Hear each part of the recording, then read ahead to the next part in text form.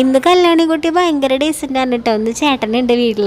ഏകദേശം അതൊക്കെ തന്നെ കാരണം. അച്ഛൻ്റെ കൂടെ രാവിലെ അമ്പലത്തിലൊക്കെ പോയി അവൾ പോകാൻ നിൽക്കുന്ന നേരത്തെ ഞാൻ ഫുഡ് കഴിച്ചുകൊണ്ടിരിക്കുകയായിരുന്നു കേട്ടോ. അപ്പോൾ വന്ന് എനിക്ക് കെട്ടിപ്പിടിച്ച് ഉമ്മ തരലും ഭയങ്കര സ്നേഹപ്രകടനങ്ങളൊക്കെ ആയിരുന്നു കേട്ടോ. അപ്പോൾ കണ്ണൻകുട്ടി അവിടെ എണീറ്റൊക്കെ കിടക്കുന്നുണ്ട്. അപ്പോൾ കണ്ണൻകുട്ടി ഭക്ഷണമൊക്കെ കഴിച്ചിട്ടുണ്ടായിരുന്നു. അപ്പോൾ അത് കഴിഞ്ഞിട്ടാണ് കേട്ടോ ഞാൻ കഴിക്കായിരുന്നപ്പോൾ ഒരുപാട് ലേറ്റ് ആയിട്ടുണ്ടായിരുന്നു കേട്ടോ. അപ്പോൾ എനിക്ക് രാത്രിയൊക്കെ തന്ന് കല്യാണി പോയിട്ടോ. പക്ഷേ കണ്ണൻ അതൊക്കെ ഇങ്ങനെ വാച്ച് ചെയ്ത് കിടക്കുന്നുണ്ട് കേട്ടോ.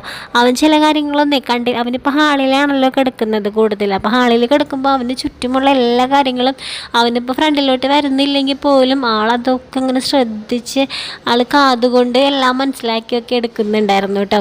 അപ്പോൾ നമ്മുടെ അവിടുത്തെ കുറച്ച് ആക്രി സാധനങ്ങൾ ഉണ്ടായതൊക്കെ എടുത്ത് ആക്രിക്കാർ വന്നപ്പോൾ അവർക്കൊക്കെ കൊടുത്തു.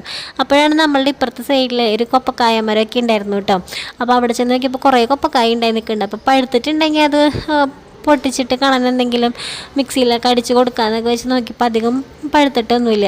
അപ്പോൾ ഈ ആക്രിക്കാർ വന്നപ്പോൾ ഒരു പൈപ്പ് മാത്രം ഞാൻ അവിടെ മാറ്റി വെച്ചു കേട്ടോ. എനിക്ക് എന്തെങ്കിലുമൊക്കെ കരവിരുതുകളൊക്കെ ചെയ്യണം എന്ന് ആഗ്രഹം ഉണ്ട് കേട്ടോ. അതുകൊണ്ട് അപ്പോൾ അതങ്ങനെ മാറ്റി വെച്ചു. പിന്നെ അമ്പലത്തിൽ പോയപ്പോഴേ കണ്ണൻകുട്ടിക്ക് പായസം കൊണ്ടുവന്ന് വെച്ചിട്ടുണ്ടായിരുന്നു കേട്ടോ. ആയിലിമ്പുജയുടെ കണ്ണൻ്റെ പേരിൽ ആയിലിമ്പുജയ്ക്ക് കൊടുത്തിട്ടുണ്ടായിരുന്നല്ലോ. അപ്പോൾ പ്രസാദമൊക്കെ കിട്ടാനായിട്ട് ഒരുപാട് ലേറ്റൊക്കെ ആയിട്ടുണ്ടായിരുന്നു കേട്ടോ. എന്നിട്ട് ചേട്ടൻ പോയി മേടിച്ച് കൊണ്ടുവന്നു. പിന്നാണെങ്കിൽ ഈ പായസക്കുതിയനല്ലേ.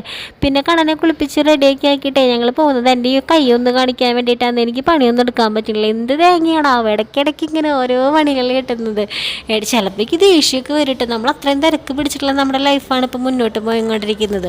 അതിൻ്റെ ഇടയിൽ കൂടെ ഇങ്ങനെ കുഞ്ഞു കുഞ്ഞു ഹെൽത്ത് ഇഷ്യൂസ് ആണെങ്കിലും വരുമ്പോഴേ നമുക്ക് അങ്ങോട്ട് ദേഷ്യം വരും. വേഗം അതങ്ങോട്ട് ഒന്ന് മാറ്റിയെടുക്കണം എന്നുള്ള ചിന്തയിൽ ഞങ്ങൾ ഹോസ്പിറ്റലിലേക്ക് പോകാൻ കേട്ടോ.